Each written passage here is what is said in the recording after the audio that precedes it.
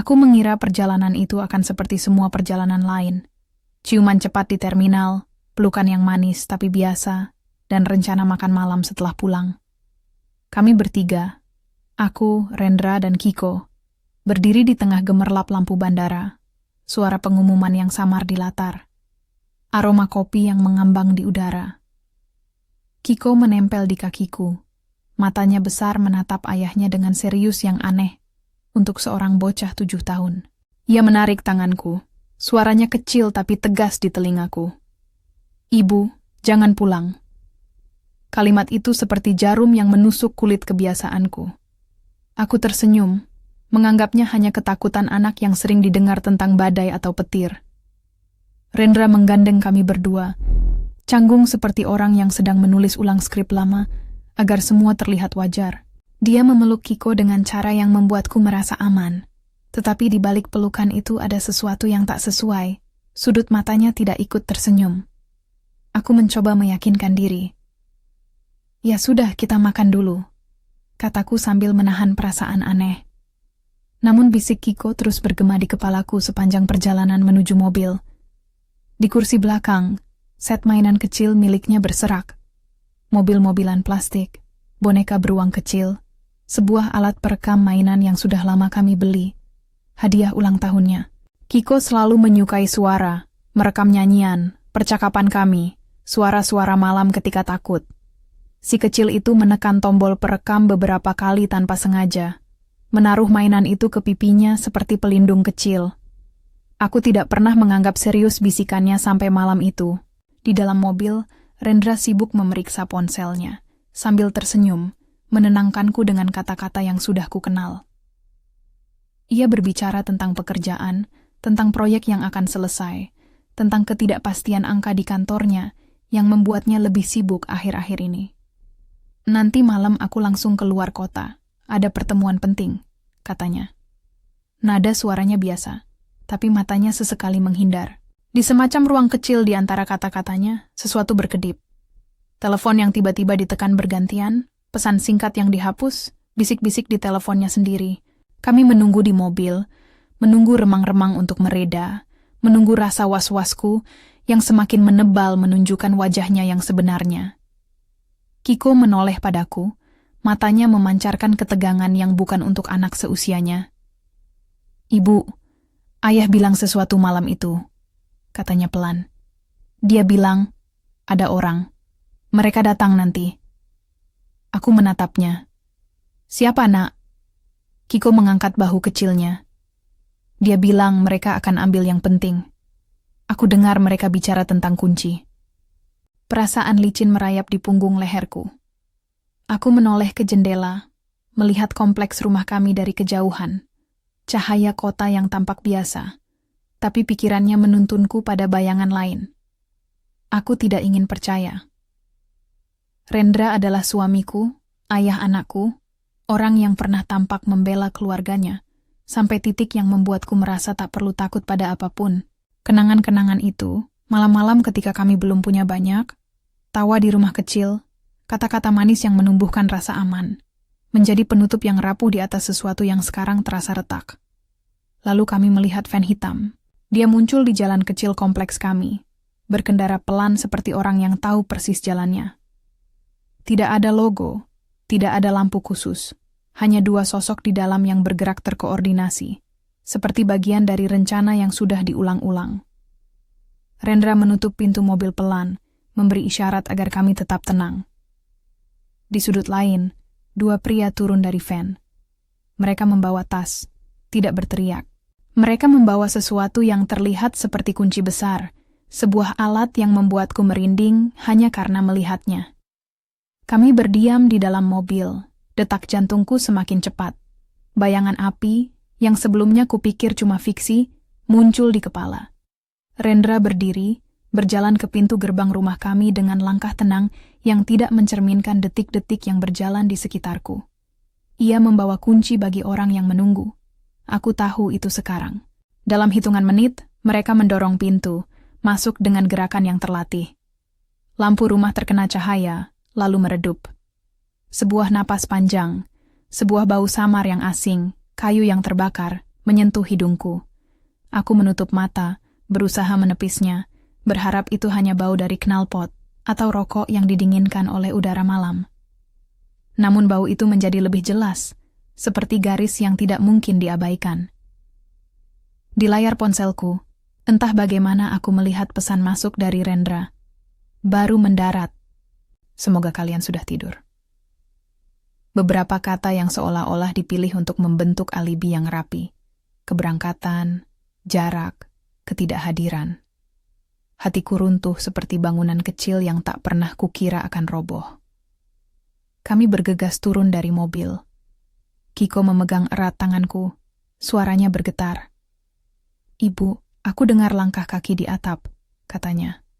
Ia selalu memberitahu hal-hal kecil yang kita anggap tidak penting. Bau, suara, nada.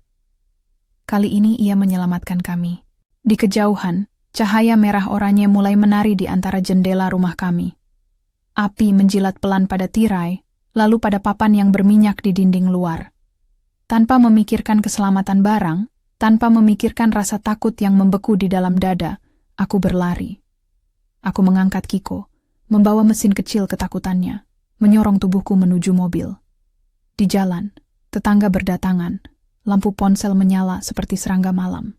Ada teriakan, ada tangisan, tetapi lebih banyak adalah kebingungan. Dan dari semua suara itu, suaraku serak meminta pertolongan. Api melahap bagian teras, lalu bergerak ke dalam. Pintu depan menutup, entah oleh siapa. Entah itu pintu yang terkunci secara otomatis, atau ada tangan yang menutup rapat. Aku tidak memperhatikan logika itu saat aku dan Kiko duduk di pinggir jalan, berjauhan dari rumah yang kami sebut milik. Aku mencoba menelepon Rendra berkali-kali, nada sambung panjang yang menolak jawaban. Pesan singkatnya kini seperti sebuah pemutus hubungan, notifikasi yang mungkin bertujuan menimbulkan ketenangan pada jarak yang membunuh. Seseorang menepuk pundakku. Seorang tetangga yang kami kenal setahun lalu, Pak Amin, menatapku seperti orang yang sedang menanyakan sesuatu yang tak mungkin ia mengerti. "Alma, kau benar-benar baik-baik?" tanyanya.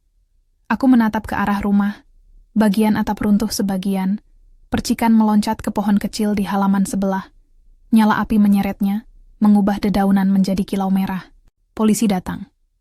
Pemadam kebakaran tiba telat karena jarak, dan wajar saja, kota penuh kemacetan. Sirene meraung, namun sirene tidak menyapu perasaan hancur di dadaku. Di antara asap dan air yang menyembur, aku mencari sesuatu yang bisa kubawa, sesuatu selain Kiko. Otak manusia memang bodoh di saat darurat. Ia mengingat barang-barang sentimental, mengabaikan hal-hal penting, bereaksi dan bertindak tanpa panduan. Aku tidak bisa kembali. Polisi menghalangi jalan. Pemadam kebakaran memberi isyarat agar kami mundur.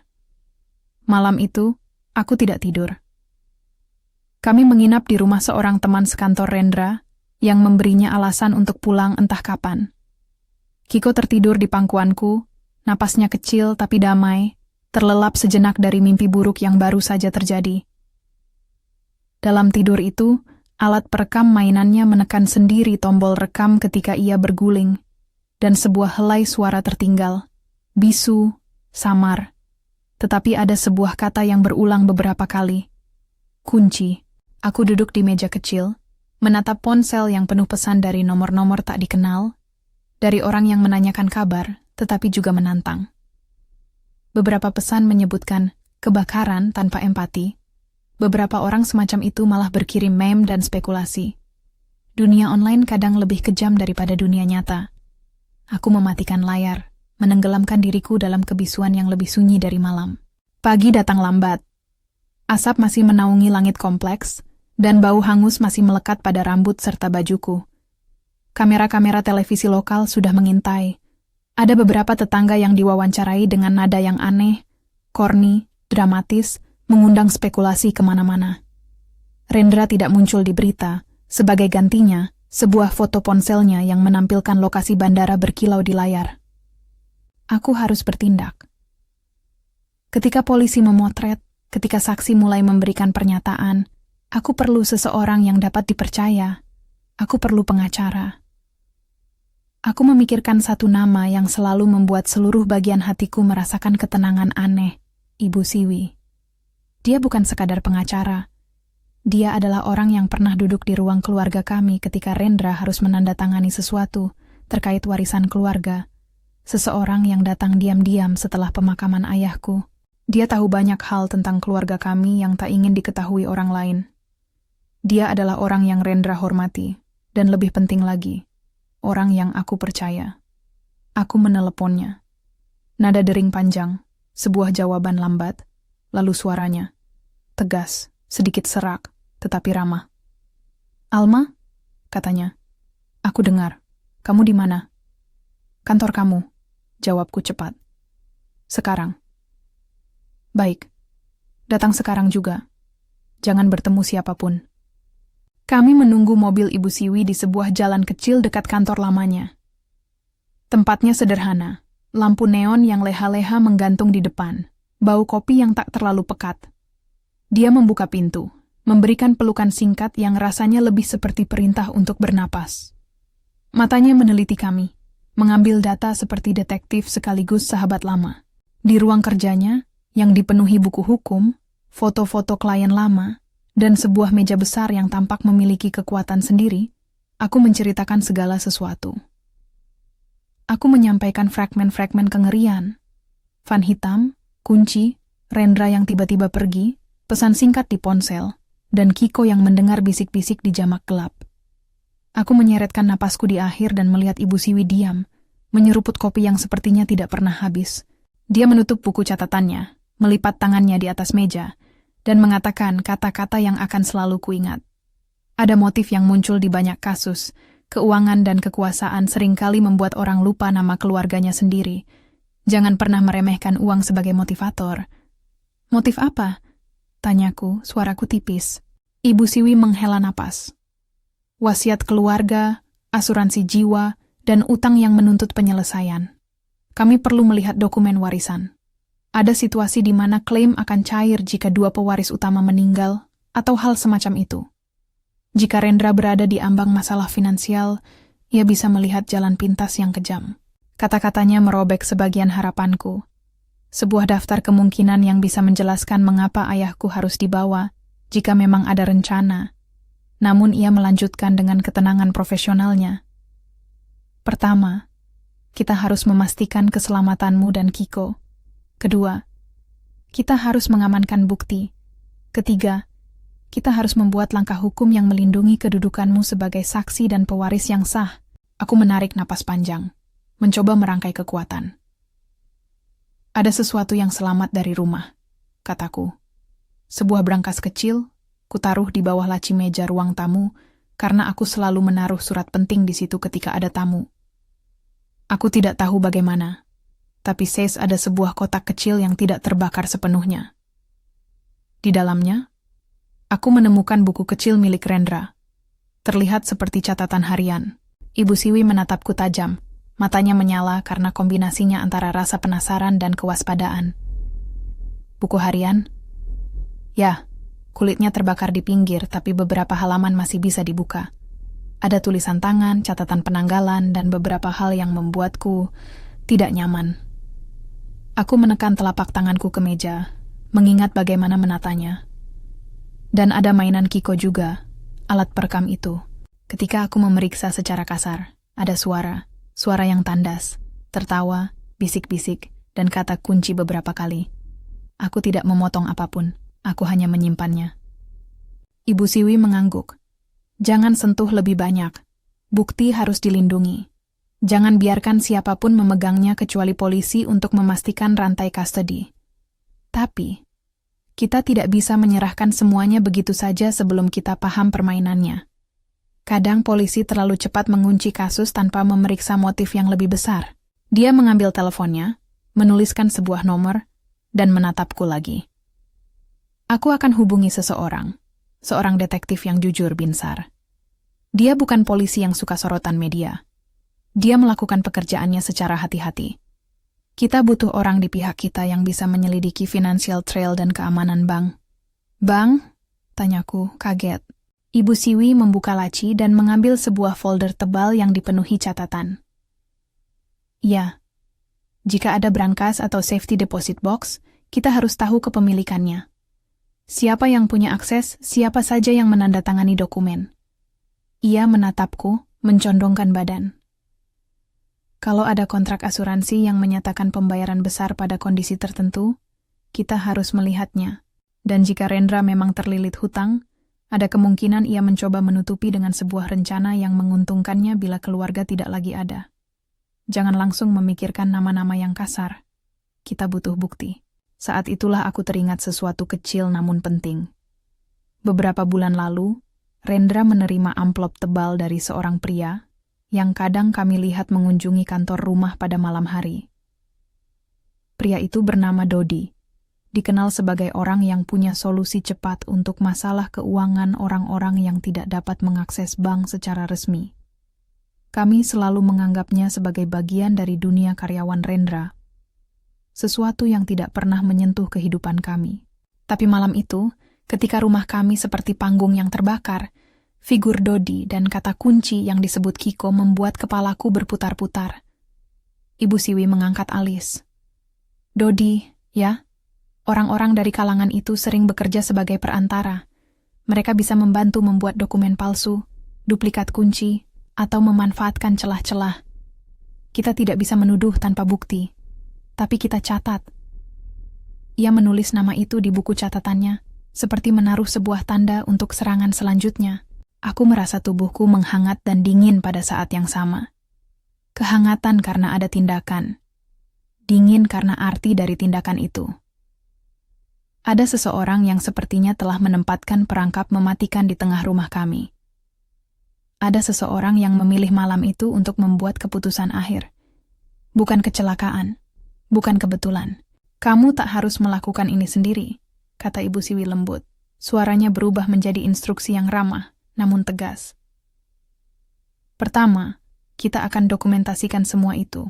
Kedua, kita akan kumpulkan saksi.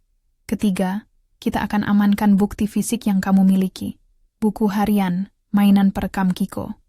Keempat, kita akan bertemu dengan detektif Binsar. Sementara itu, jangan memberitahu siapapun mengenai isi buku itu. Aku mengangguk. Aku tahu dia benar. Namun peringatan dalam dadaku memucat.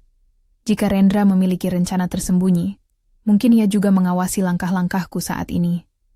Dia punya jaringan, orang-orang yang datang saat dia memerlukannya, orang-orang yang tahu kode-kode kecil.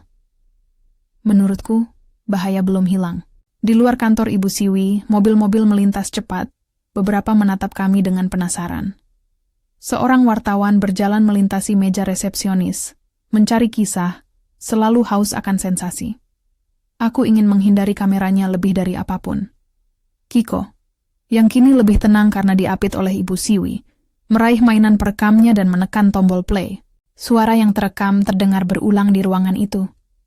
Desah, bisik, beberapa potongan suara laki-laki. Ada satu potongan suara yang nyaris sengaja tertangkap. Seorang laki-laki, suaranya tegas tapi tenang, mengatakan, "Siapkan duplikat. Pastikan kuncinya tidak tersisa."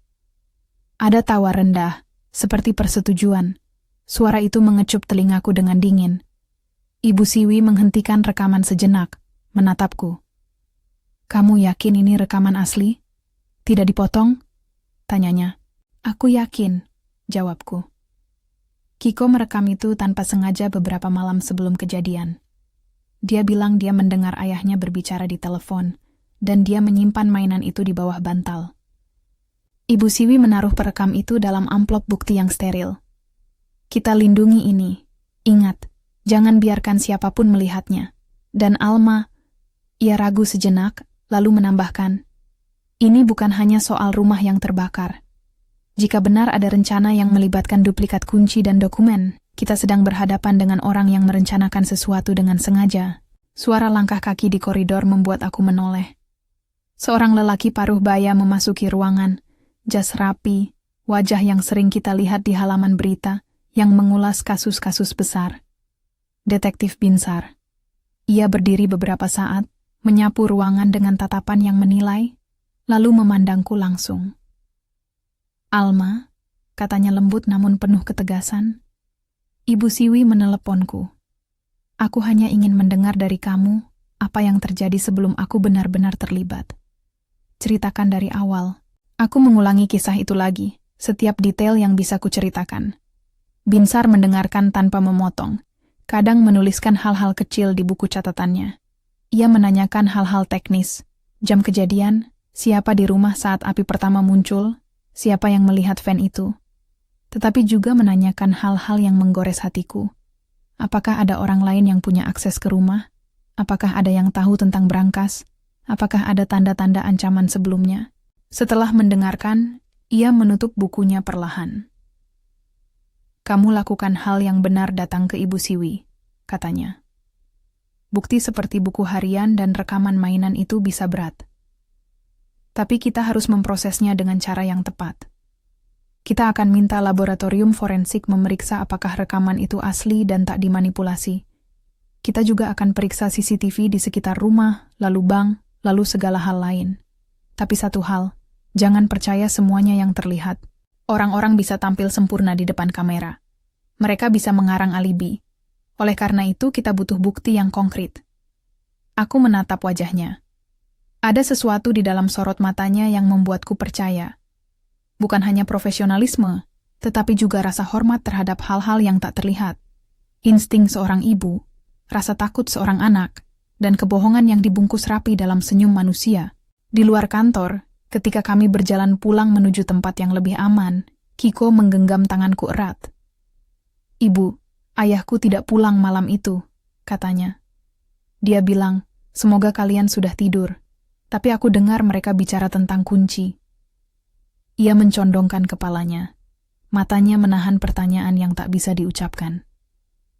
Aku merasakan kombinasi antara kemarahan dan pelindung yang menyalakan sesuatu dalam dadaku. Sebuah energi yang tidak kuinginkan namun tak bisa kuhentikan. Malam-malam setelahnya dipenuhi dengan pertemuan, panggilan telepon, dan dua kata yang terus muncul, warisan dan utang. Ibu Siwi menelusuri dokumen lama, menyingkap kontrak asuransi yang dimiliki oleh keluarga Rendra, menemukan klausul yang membuat jantungku hampir melompat dari tempatnya. Sebuah syarat yang seandainya terpenuhi, memberikan jalur transfer besar yang hanya akan membuka rekening jika pewaris utama tidak dapat ditemukan.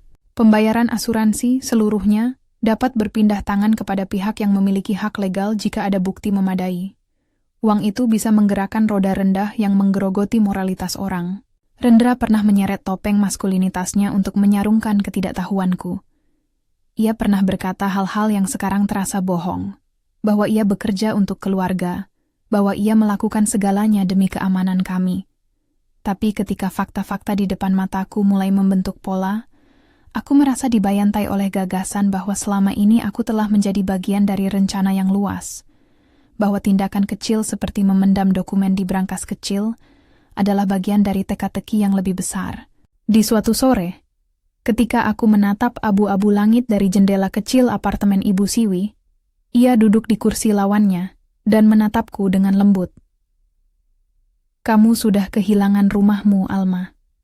Tapi kamu belum kehilangan hakmu. Kita akan ambil kembali kendali, langkah demi langkah. Dan jangan berpikir bahwa orang yang ada di balik ini tidak bisa kita hadapi, karena mereka punya uang atau koneksi. Hukum ada untuk mereka yang tahan bekerja, bukan hanya untuk yang paling berisik di depan kamera. Aku menarik napas. Kata-katanya menenangkan sekaligus membuatku sadar bahwa aku sedang menuju sebuah jalan panjang yang menuntut aku lebih dari sekadar menjadi korban. Aku harus menjadi saksi. Aku harus menjadi saksi bagi anakku, bagi rumah yang telah hancur, dan bagi sesuatu yang lebih besar, keadilan. Malam itu, sebelum aku berbaring, Kiko menaruh perekam mainannya di meja kecil dekat tempat tidur, menekan tombol dan melihatku. Ibu, katanya, kita harus cari rumah baru. Tapi aku ingin ayahku tahu kalau kita aman. Aku tidak ingin dia menyangka apa-apa. Aku masih sayang.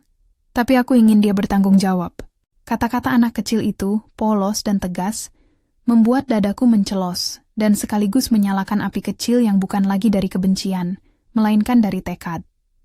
Aku mengelus rambutnya, membiarkan rasa kehilangan mengalir, lalu menahan napas dan berjanji pada diriku sendiri.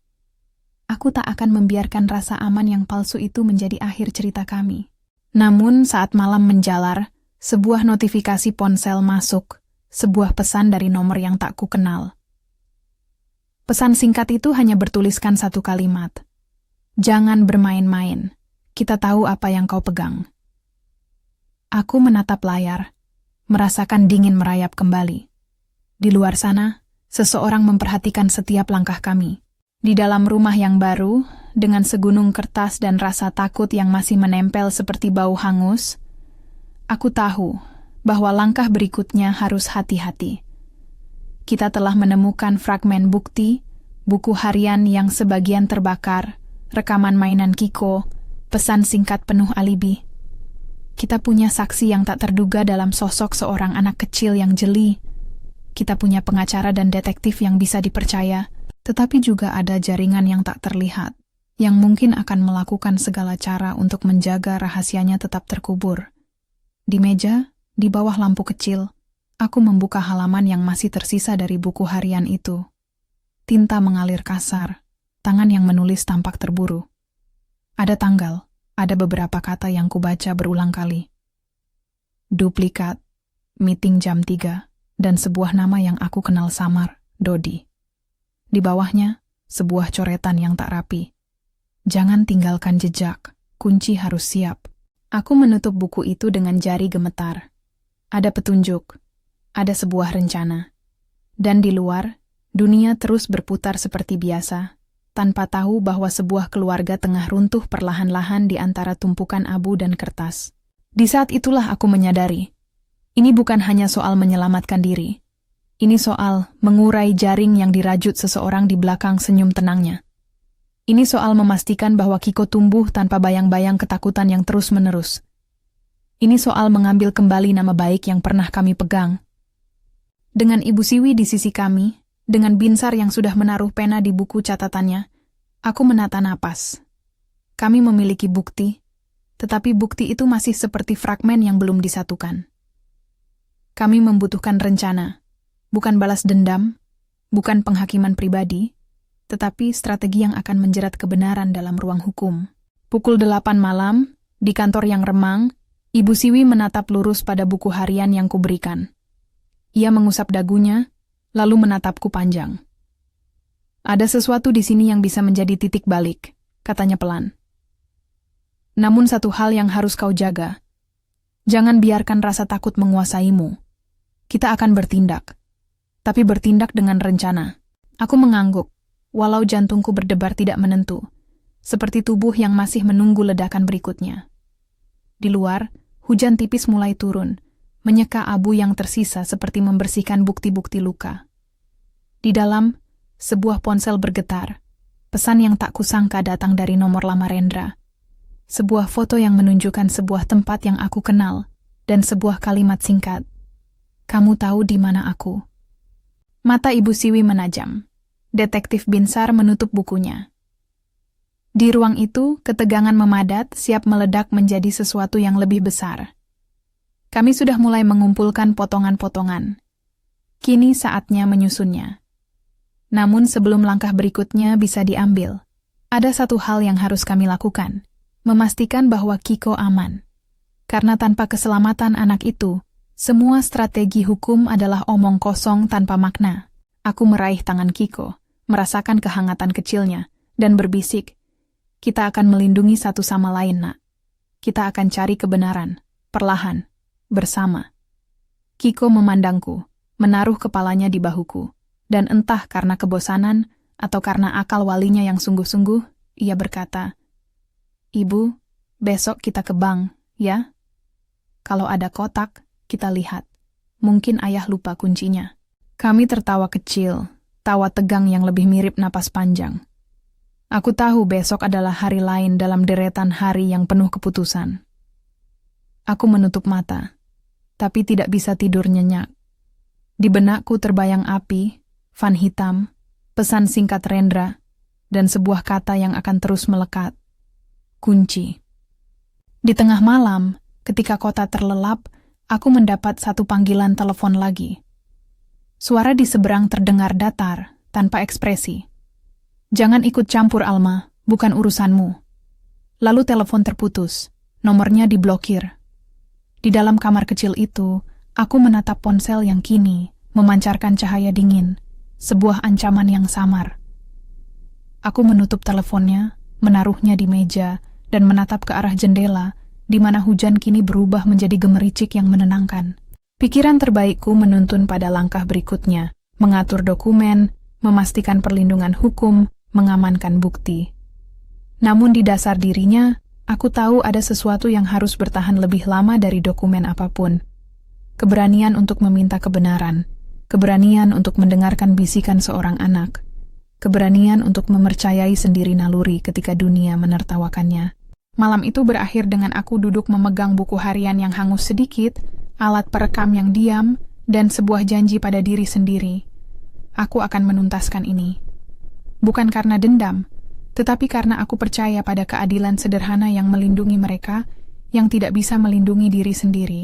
Lampu di kantor Ibu Siwi redup, namun keputusan sudah dibuat. Rencana belum disusun secara rinci, tetapi barisan pemain mulai terbentuk. Ada aku, seorang ibu dengan bekas luka dan tekad. Ada Kiko, mata kecil yang penuh pengamatan. Ada Ibu Siwi, pengacara yang tak pernah menyerah. Dan ada Binsar, detektif yang tekun. Di luar, sebuah jaringan masih berdenyut, menunggu untuk diurai. Aku menutup buku harian itu perlahan. Di antara halaman-halamannya tertinggal coretan yang membuatku berpikir bahwa apa yang kami hadapi bukan lagi soal kebakaran tunggal di rumah, tetapi sebuah rencana yang dirancang jauh sebelum malam itu. Peta kecil dari tindakan jahat yang mungkin membentang lebih luas daripada yang bisa kutebak. Besok kami akan memulai langkah resmi. Namun malam itu, ketika aku menutup mata, aku memikirkan satu hal. Bisakah seorang ibu melawan bayang-bayang yang dirajut oleh suaminya sendiri? Aku tidak tahu jawabannya. Yang kutahu hanyalah bahwa aku akan mencoba. Untuk Kiko, untuk rumah yang sungguh kami miliki dulu, dan untuk kebenaran yang harus diambil kembali. Tulis dari mana kamu menonton di kolom komentar. Dan jangan lupa like and subscribe. Aku terjaga dengan kepala penuh rencana yang belum matang. Pagi demi pagi setelah kebakaran itu berlalu seperti lembaran yang dirobek. Setiap hari membawa tumpukan dokumen, panggilan telepon, dan satu perasaan. Kita sedang berada dalam lintasan sebuah mesin yang bekerja dengan dingin. Ibu Siwi memimpin lebih dari sekadar diskusi hukum. Ia menggambar strategi dengan presisi yang hampir militansi. Detektif Binsar mengendus kecil-kecil pola keuangan, jejak pelanggan, transfer yang tak biasa. Dan aku menjadi pusat dari sebuah pusaran yang tiba-tiba menuntut aku menjadi lebih tajam dari sekedar seorang istri yang kehilangan rumah. Langkah pertama adalah mengamankan bukti. Kami menyerahkan brankas kecil yang kugali dari puing, buku harian Rendra dan mainan perekam Kiko, ke pihak Binsar dengan hati-hati. Binsar menangani bukti-bukti itu seperti seseorang yang tahu bahwa benda-benda kecil bisa mengubah hidup seseorang. Ia mengirimkan catatan untuk analis suara, menanyakan apakah rekaman mainan dapat diverifikasi keasliannya, dan memerintahkan timnya untuk memeriksa siapa saja yang muncul di gambar CCTV di sekitar kompleks sebelum dan sesudah kebakaran. Ia juga meminta daftar tamu yang masuk ke rumah selama beberapa minggu terakhir, nama, nomor plat, jam kunjungan. Semua hal itu, katanya, akan memberi pola. Di sela-sela itu, aku mencoba melihat kembali potongan masa lalu kami. Bukan untuk mencari pembenaran, tetapi untuk memahami bagaimana sebuah cinta bisa terjalin dengan kebohongan. Rendra dulu mudah tertawa. Sekarang senyum itu tampak terlatih, seperti gerakan yang mengantarkan pesan tertentu pada orang lain. Ada malam-malam ketika ia pulang larut, aroma rokok di jaketnya, telepon yang ia sembunyikan. Ada amplop-amplop tebal yang masuk ke rumah kami tanpa label. Pada awalnya aku memilih buta saja, membiarkan ruang aman kami tetap utuh. Tapi kita semua tahu, ketika seseorang belajar menyembunyikan hal, kebiasaan itu akan mengikis kejujuran pelan-pelan. Sebuah nama berulang di halaman buku hariannya, Dodi. Selembar catatan bertanda waktu dan tempat. Transaksi, kata-kata seperti duplikat, dan jangan tinggalkan jejak. Itu bukan cara orang yang panik menulis. Itu cara orang yang merencanakan. Bisik Kiko, Ibu, mereka bicara tentang kunci. Bergema lagi. Aku ingat bagaimana ia menempelkan mainan itu di telinganya, seolah menyimpan rahasia seperti medal kecil. Ibu Siwi mendorong kami untuk bertindak, tetapi langkahnya harus tertib. Kita tidak boleh membiarkan emosi menjadi tersangka di pengadilan, katanya. Kamu harus menjadi saksi yang tak hanya tersentuh, tapi juga kredibel. Biarkan bukti berbicara. Katanya itu pelan, tetapi ada nahoda di suaranya yang membuat aku merasa aman. Binsar bergerak cepat. Ia menemukan pola transfer ke rekening yang tampak dibuka dengan nama alias, rekening yang menerima pembayaran kecil-kecil, lalu suatu saat melonjak besar. Banyak transaksi terjadi melalui rekening yang terhubung ke perusahaan-perusahaan bayangan. Dari sana, jalurnya memuncak pada satu nomor telepon yang sering muncul di catatan perusahaan-perusahaan itu. Nomor yang terhubung ke Dodi. Aku mendengar kata rentenir di antara deskriptornya. Bahkan orang-orang yang menawarkan jalan singkat kerap membawa biaya moral yang mahal. Namun Binsar tidak berteriak, "Aha," tanpa bukti. Ia mencatat, menghubungkan, mengurut. Sementara itu, sebuah kenyataan yang lain muncul. Ada sebuah safety deposit box di sebuah bank bergengsi di kota. Aku tahu tempat itu. Aku dan Rendra pernah menaruh beberapa dokumen di sana ketika kami masih menata masa depan yang sederhana. Surat-surat tanah, beberapa bentuk perjanjian yang entah kenapa sekarang terasa seperti besi dingin di tangan.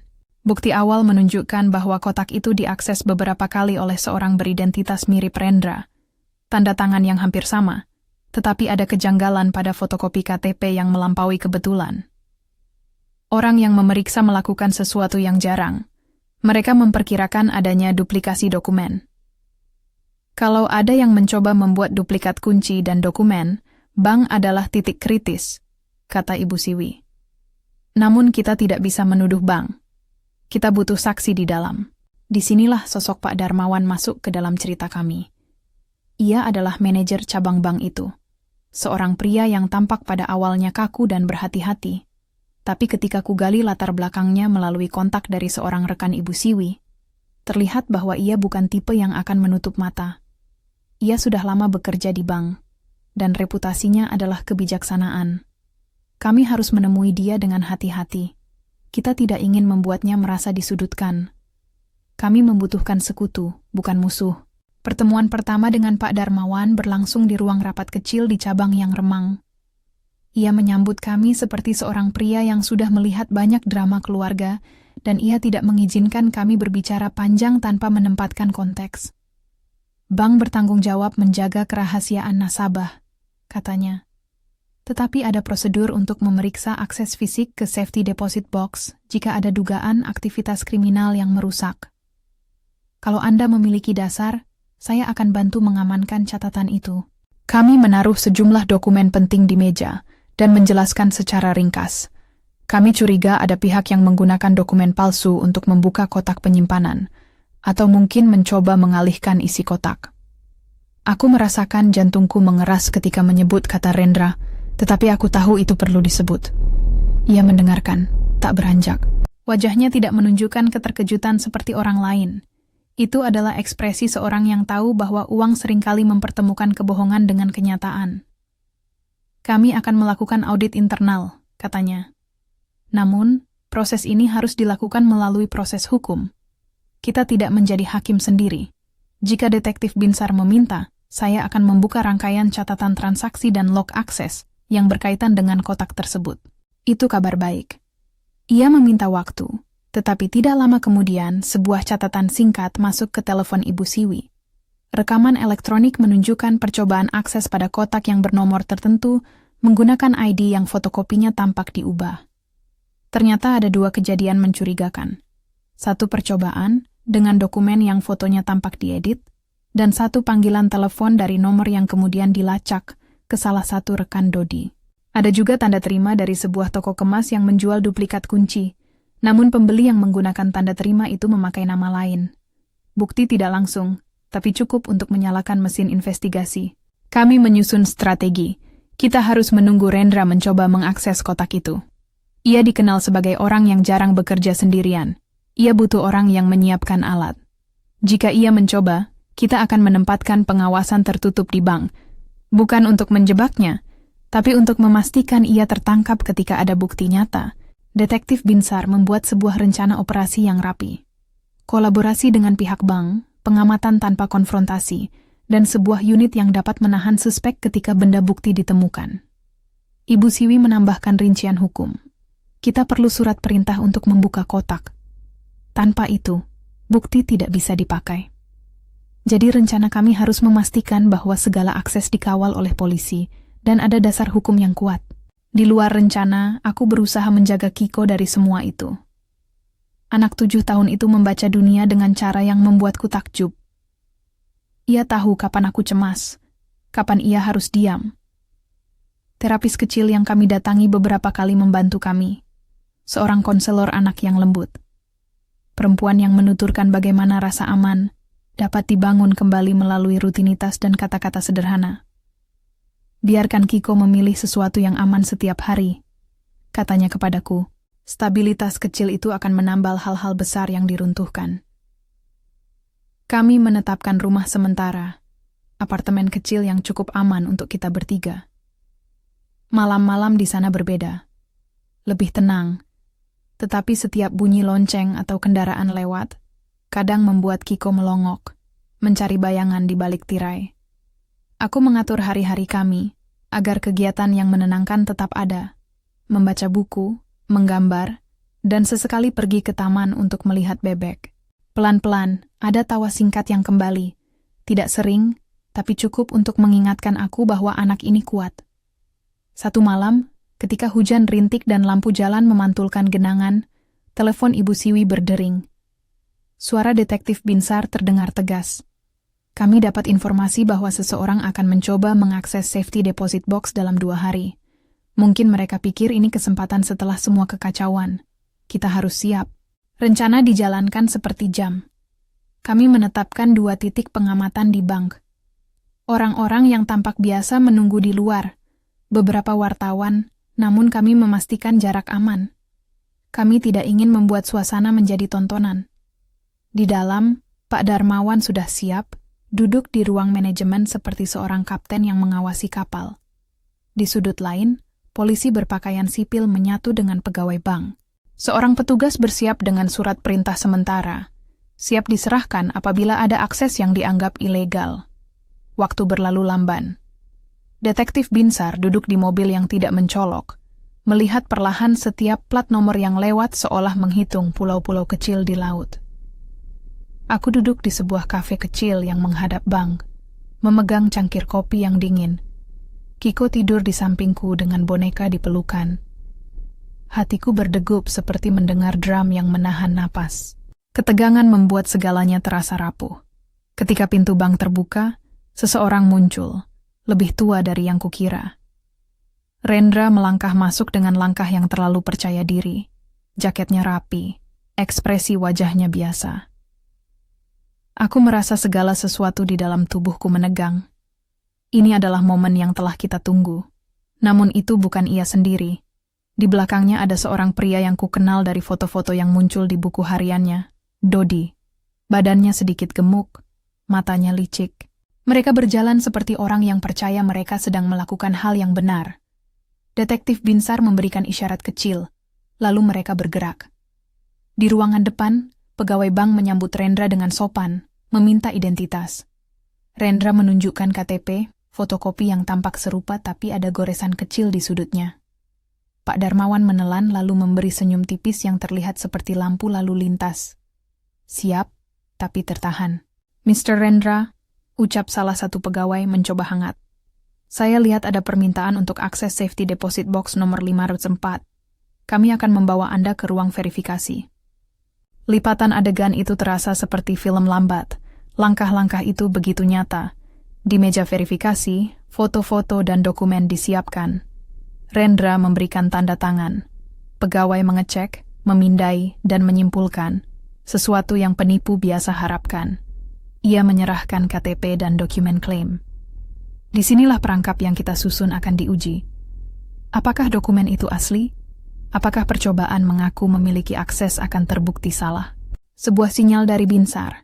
Mereka menemukan ketidaksesuaian kecil pada fotokopi KTP. Lampu itu memicu prosedur lanjut. Pegawai bank mengikuti protokol internal mereka dan menginstruksikan agar surat perintah pengadilan dihadirkan. Aku tahu, Binsar sudah menyiapkannya.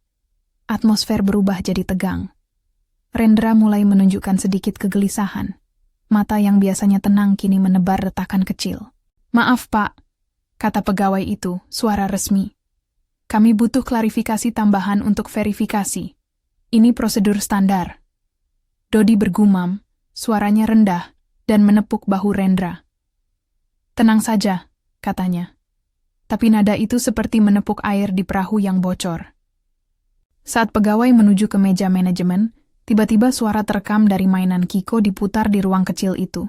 Bukan oleh kami, melainkan oleh detektif Binsar yang, dalam tindakan yang halus dan legal, meminta izin untuk memainkan kembali potongan rekaman sebagai bentuk bukti awal. Suara itu diputar, dan suasana berubah, kata duplikat, suara tawa rendah, dan instruksi tentang pastikan kunci siap, menggantung di udara seperti jarum jam yang tak bisa kembali. Rendra menatap, wajahnya seperti berubah. Ada jeda. Dodi bergeming. Dalam detik itu, petugas bank menemukan lebih banyak kejanggalan. Nomor telepon yang digunakan untuk registrasi kotak itu ternyata berbeda, dan stempel tanda tangan yang dipakai menunjukkan manipulasi. Detektif Binsar dan satuan polisi yang tersamar maju, lalu menegaskan identitas. Rendra dan Dodi ditahan. Tidak ada adegan kekerasan, hanya suara kunci yang berputar di ranah hukum. Kubiarkan napas lega, tapi tahu bahwa ini baru permulaan. Mereka dibawa ke kantor polisi untuk pemeriksaan. Rendra menatapku ketika mereka melewati pintu keluar bank. Mata kami bertemu dalam sebuah detik yang terasa abadi. Di dalamnya ada kebencian yang dia sembunyikan. Ada rasa terkejut, tetapi juga sesuatu seperti pengakuan kecil. Ia mencoba menyusun kata-kata, tapi mulutnya ditutup oleh dua petugas. Di kantor polisi, interogasi berlangsung. Aku tidak berada di sana saat kejadian. Kepadanya, aku menempatkan amanat pada detektif Binsar. Biarkan prosedur bicara. Aku takut melihatnya. Takut tatapannya akan membuat semua luka terbuka. Namun ketika berita penangkapan itu dibawa ke wartawan, sorotan kamera menyambar. Rendra membantah pada awalnya. Klaimnya bahwa ia sedang membantu urusan keluarga, bahwa dokumen yang ia tunjuk adalah bukti otentik. Namun bukti-bukti yang kami susun menutup jalur-jalur keluar. Transaksi bank, catatan Dodi, rekaman mainan, dan buku harian yang menuliskan rencana dengan tangan getar namun detil. Ada momen ketika rekaman dan halaman buku itu dimainkan dalam pertemuan untuk menilai kasus secara internal. Potongan kalimat yang terdiri dari perintah kepada seseorang untuk menyiapkan duplikat kunci, tanggal, waktu. Itu bukan kebetulan. Itu bukan malam panik. Itu adalah rencana yang dirajut. Aku mengingat bagaimana buku harian itu terasa di tanganku. Kertas yang tergulung, bait tulisan yang kadang seakan menulis untuk dirinya sendiri. Rendra di sana bukan sebagai suami yang bimbang, tetapi sebagai arsitek yang mengendalikannya. Persidangan dimulai beberapa minggu kemudian. Media menangkap sorotan dan mengurainya. Namun Ibu Siwi memastikan kita menjaga privasi Kiko. Ia tidak akan dibentangkan seperti topik sensasi. Rekaman mainan dipresentasikan sebagai bukti. Teknisnya dicek, hasilnya sahih. Buku harian dibacakan potong demi potong dengan kontekstualisasi yang tepat. Pak Darmawan menjadi saksi kunci, menjelaskan bahwa terdapat prosedur, bahwa ada foto-foto yang dimanipulasi, dan bahwa ada satu malam ketika ada usaha untuk membuka kotak dengan dokumen yang meragukan. Ia menjelaskan tanpa hiburan, suaranya profesional, tegas. Itu adalah momen yang membuatku merasa ada sisi adil di dunia ini. Di ruang sidang, Rendra menyusun pembelaan yang dingin. Ia menyatakan bahwa kebakaran adalah tindakan pihak ketiga, bahwa ia tidak terlibat, bahwa ia sedang berada di bandara sesuai pesan singkatnya. Ia menyusun jalur alibi yang rapi seperti kertas lipat. Namun ketika bukti bank menunjukkan percobaan akses yang sesuai tanggal dengan catatan di buku hariannya, ketika transaksi ke rekening terkait Dodi bisa dihubungkan ke pembelian bahan dan jasa, ketika rekaman mainan memuat instruksi yang selaras dengan catatan alur itu rapuh.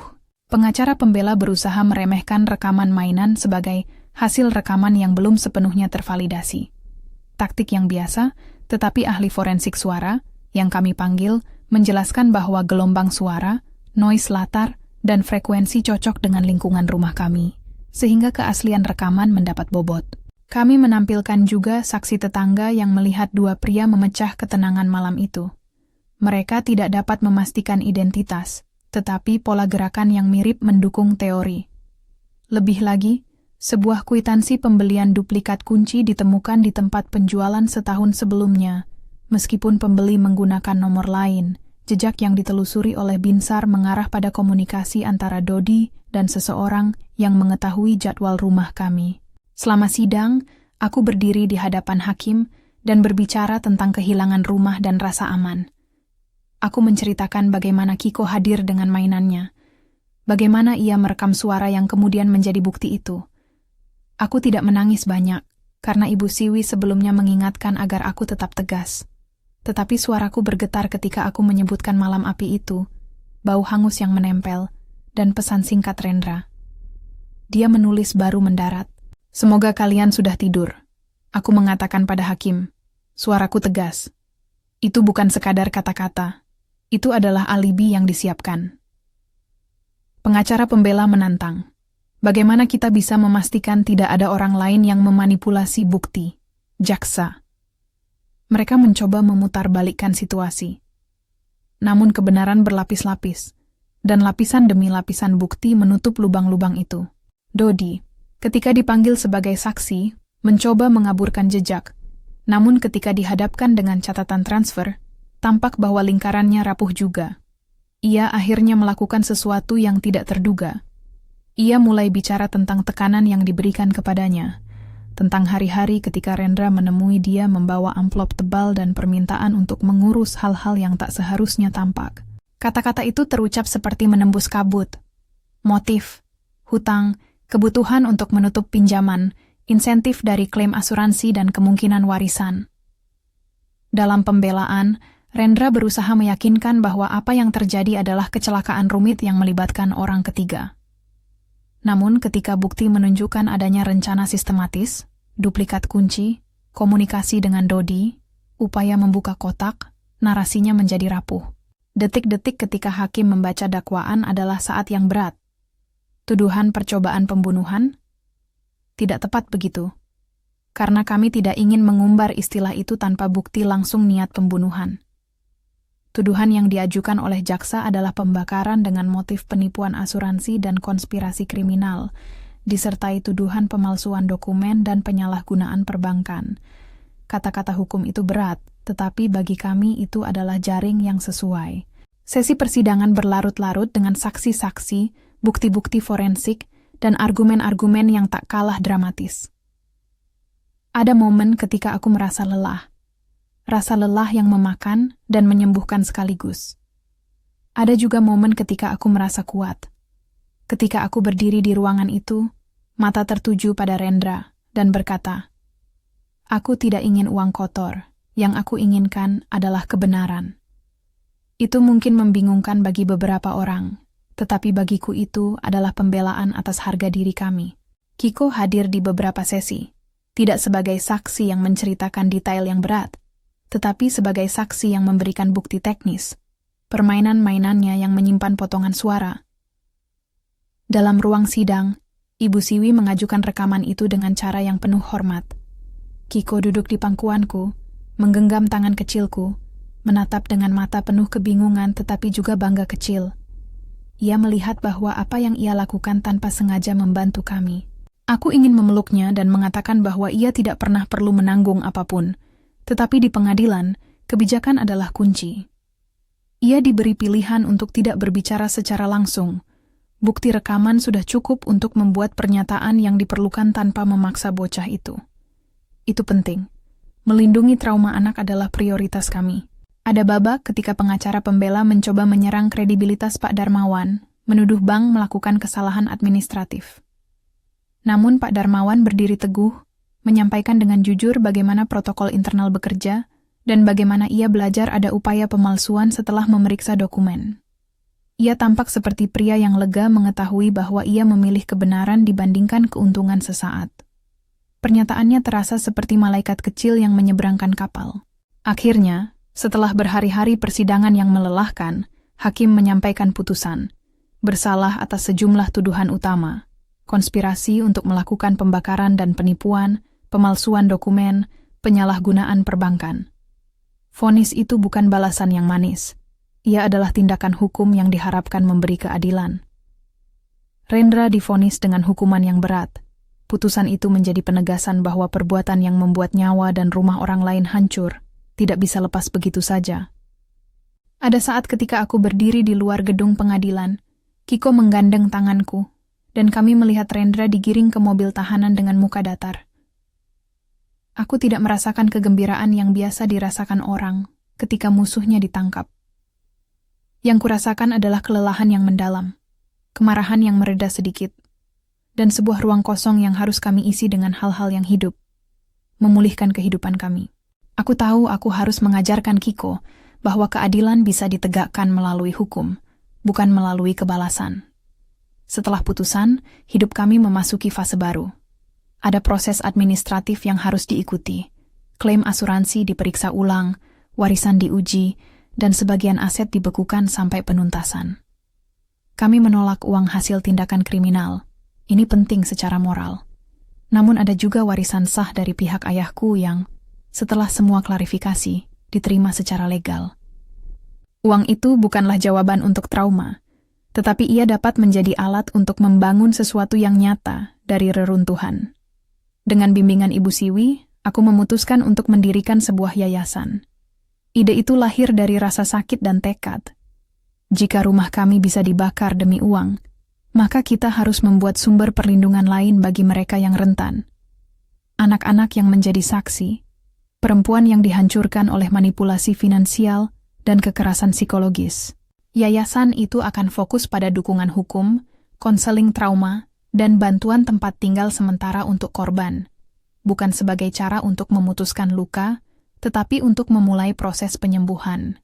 Proses mendirikan yayasan tidak mudah. Ada banyak kertas, peraturan, dan tantangan menata sumber-sumber dana. Aku mendapat dukungan dari beberapa donatur kecil, tetangga yang selama ini mendukung, teman-teman lama ayahku, dan bahkan sebagian dari komunitas yang tersentuh oleh cerita kami. Kami juga menerima sumbangan anonim. Orang-orang yang mungkin malu menunjukkan wajah, tetapi yang setidaknya percaya bahwa perlindungan harus ada. Ada juga sumbangan kecil dari beberapa publik figur yang merasa respek dengan upaya kami membangun perlindungan nyata. Kiko bertumbuh di bawah perlindungan baru itu. Ia menjalani terapi anak secara berkala, sebuah proses yang lambat tetapi konsisten. Ia belajar mengekspresikan perasaan lewat gambar dan berbicara tentang ketakutannya tanpa rasa malu. Ada hari ketika ia menulis sketsa rumah dengan banyak jendela dan sebuah taman di depan. Di situ ada bebek yang terapung dan awan yang lucu. Itu menandakan bahwa ia mulai meletakkan kembali kepingan harapan. Aku belajar bertahan melihat proses itu. Tidak melompat terlalu jauh. Tidak menuntut kesembuhan instan. Sembuh itu sebuah proses, bukan hasil instan. Dalam pembentukan yayasan, kami menemui cerita-cerita lain. Kisah perempuan yang menjadi korban penipuan keluarga, anak-anak yang kehilangan rumah, orang-orang yang disandera secara emosional oleh orang terdekat. Setiap individu membawa luka yang berbeda. Beberapa ingin berbicara, beberapa memilih menghindar. Kami mulai menata program kecil. Konseling hukum gratis sekali sebulan, ruang aman bagi anak-anak, dan kerjasama dengan bank untuk mengedukasi masyarakat tentang tanda-tanda manipulasi finansial. Pak Darmawan bahkan bergabung sebagai konsultan kehati-hatian bank dalam hal akses safety deposit box, membantu menyusun prosedur tambahan untuk mencegah pemalsuan identitas. Itu terasa seperti satu lingkaran yang hampir utuh. Dari kehancuran datang sistem yang lebih baik. Ada hari ketika Rendra menghubungi kami melalui surat dari penjara. Sebuah surat dingin yang mencoba merangkai alibi-alibi lama. Permintaan maaf yang penuh syarat. Aku membacanya satu kali, lalu menaruhnya di laci. Tidak ada yang kubalas. Aku tidak butuh kata-kata itu. Yang ku mau adalah tanggung jawab yang ia ambil. dan hukuman yang ia jalani mencerminkan konsekuensi dari pilihannya. Aku tidak ingin membiarkan hidupku bergantung pada penebusan yang mungkin tidak tulus. Beberapa orang menuduh aku keras, bahwa aku memanfaatkan tragedi untuk proyek publik. Namun bagi kami, yayasan itu lebih dari proyek. Ia adalah cara memperpanjang makna dari apa yang telah hilang. Kami tidak pernah mencari publisitas, hanya dukungan yang murni untuk membantu yang membutuhkan. Ada momen yang tak mudah, ketika Kiko menatapku dan bertanya mengapa ayahnya sekarang tinggal di tempat seperti hotel buruk. Aku menjelaskan dengan kata-kata yang sederhana. Ayah membuat pilihan yang membahayakan kita, Nak. Sekarang hukum yang bicara. Ia menerima itu dengan kepala yang tenang. Anak yang lebih dewasa dari usianya, yang telah menyaksikan kebakaran dan kemudian proses yang panjang. Ia tidak benci. Ia hanya bingung. Itu membuatku menangis di kamar mandi, sendirian, merasa campuran rasa yang tak rapi. Waktu penyembuhan membawa juga tawa-tawa kecil. Hari ketika Kiko menangkap bebek pertama yang bukan nyata, tetapi ia memanggilnya teman taman. Hari ketika kami memasak spaghetti bersama dan membuat kekacauan yang kemudian kita ketawakan. Kehidupan baru itu penuh detil-detil kecil yang memberi warna. Aku belajar mensyukuri hal-hal sederhana. Atap yang tak bocor, suara tetangga yang sopan, lampu yang bisa kusentuh di malam hari sambil membaca buku. Setelah beberapa bulan, yayasan kami mulai menerima kasus pertama. Seorang ibu tunggal yang anaknya menjadi saksi kekerasan di rumahnya. Kasus itu tidak mudah. Banyak dokumen yang harus disusun. Banyak pihak yang menolak terbuka. Namun adanya yayasan membuat langkah hukum lebih mudah. Aku duduk di ruang pertemuan, mendengar cerita, dan merasakan sesuatu di dalam yang menegaskan bahwa apa yang kami lakukan bermakna. Bukan semua hal akan pulih, tetapi setidaknya ada kesempatan untuk mendapatkan pendampingan. Waktu tidak menghapus peristiwa malam itu, tetapi ia mengubah caranya terasa. Luka tetap ada, seperti bekas sedikit pada kulit yang memberitahu bahwa sebuah kecelakaan pernah lewat. Aku belajar menatap bekas itu tanpa putus asa. Karena di balik bekas itu ada bukti bahwa aku masih hidup. Ada anak yang masih tertawa. Ada ruangan baru yang kami sebut rumah. Reputasi Rendra runtuh. Beberapa teman kami menjauh. Beberapa tetap tinggal. Ada orang yang terkejut mengetahui siapa sebenarnya ia. Ada yang merasa bersalah karena tak melihat. Aku tidak menuntut pengertian dari mereka. Aku hanya ingin memberi ruang bagi yang ingin memperbaiki diri dan menerima tanggung jawab. Epilog dari semua itu bukan cerita pembalasan. Itu cerita yang tak kunjung selesai, tentang merawat luka, membangun kembali, dan memberi perlindungan pada orang lain. Di acara peresmian yayasan, aku berdiri di depan ruangan kecil. Relawan, beberapa donatur, tetangga, dan mengungkapkan tujuan kecil namun jujur. Kami bukan hakim terakhir. Kami juga bukan polisi. Kami adalah rumah kecil yang menawarkan perlindungan sementara, pendampingan hukum, dan telinga yang mendengarkan. Kiko membantu memotong pita, memakai pita kecil di bajunya seperti pahlawan kecil yang selalu ia bayangkan. Ia tertawa, dan tawa itu terasa seperti musik yang menenangkan. Banyak orang menangis di ruangan itu. Beberapa karena empati, beberapa karena kenangan masa lalu. Aku sendiri menundukkan kepala, merasa berterima kasih pada semua yang membantu. Ini bukan akhir bahagia yang sempurna. Tidak ada yang seperti itu. Tetapi ada sebuah akhir yang pragmatis. Ada tindakan, ada konsekuensi, ada perbaikan. Di sore hari yang cerah, beberapa bulan setelah vonis, aku duduk di teras rumah kecil kami yang kini ditata ulang. Kami mendapatkan sebuah rumah yang sederhana lewat bantuan teman dan solidaritas komunitas. Bukan warisan yang besar, tetapi rumah yang aman. Kiko bermain di taman kecil, mengejar gelembung sabun, tertawa. Satu gelembung pecah di udara lalu memantul di pipinya. Ia kaget lalu tertawa lagi. Aku menatap ke belakang. Malam di bandara, bau hangus, halaman yang terbakar, ruang sidang yang dingin. Semua itu kini terasa seperti rentetan film yang panjang, penuh adegan yang membuat perutku mengeras. Namun ketika Kiko berlari dan memelukku, Ia berbisik, "Ibu, terima kasih sudah melindungi kita." Kata-kata sederhana itu menambal retakan-retakan yang tak tampak. Aku memikirkan lagi kata yang selalu kubawa. Kunci. Kunci bukan semata logam. Ia simbol akses, kontrol, dan tanggung jawab. Mereka ingin mengambil kunci dari tangan kami, mengunci rumah kami dalam nyala api dan kebohongan. Kita merebut kembali kunci itu dalam banyak arti. Dengan hukum, dengan komunitas, dengan cinta yang tak putus. Hingga hari ini, aku tetap waspada. Ada surat-surat yang datang dari pihak-pihak yang marah, ada bisik-bisik di tempat kerja suamiku yang lama. Namun ada juga suara kecil yang lebih kuat, suara dari anak yang memegang mainannya dan berkata, "Ibu, aku baik-baik saja sekarang." Ada janji yang kukuh. Kita tidak akan membiarkan rumah-rumah orang lain menjadi korban sunyi dari rencana yang dingin. Kita akan berjuang, perlahan, dengan hukum dan hati. Di belakang semua itu, aku belajar sesuatu yang sederhana dan sulit. Mempercayai insting bukan berarti menutup mata pada cinta. Itu berarti memberi tempat pada kebenaran. Dengan itu, aku bisa menatap masa depan bersama anakku tanpa rasa takut yang menenggelamkan. Dan ketika malam turun, aku menaruh mainan perekam itu di kotak kecil di lemari. Sebuah benda yang pernah membawa bukti, tetapi juga pengingat bahwa kebenaran sering datang dari tempat yang tak terduga. Aku menutup pintu kamar, memandang Kiko yang tidur nyenyak, dan mengucapkan doaku sendiri, bukan untuk bahagia yang instan, tetapi untuk keberanian yang terus-menerus. Hidup kami kini bukan sekadar pulih, ia adalah karya yang terus dibentuk.